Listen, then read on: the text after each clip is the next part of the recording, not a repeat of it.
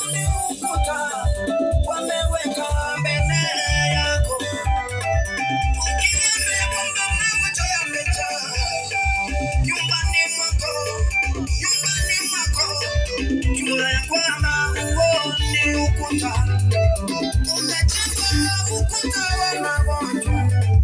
Huo ni ukuta wa magonjwa kwa familia.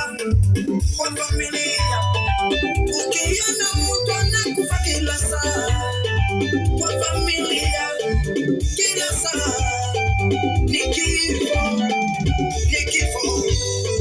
Jua ya kwamba huo ni ukuta umejengwa kwa familia. Kila mwaka